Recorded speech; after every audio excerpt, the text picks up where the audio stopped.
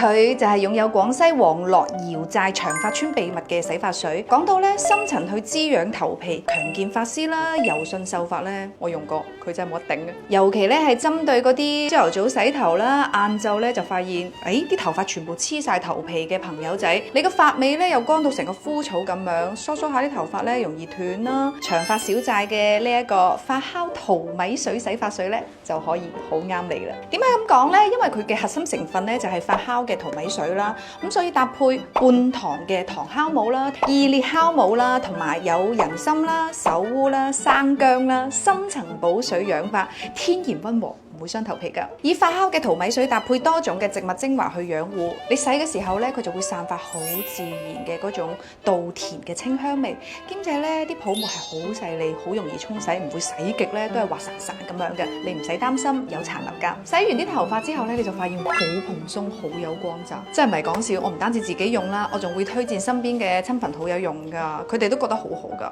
人哋咧仲係新華社推薦㗎。如果你想要健康嘅頭皮、秀亮嘅頭髮，佢係啱你。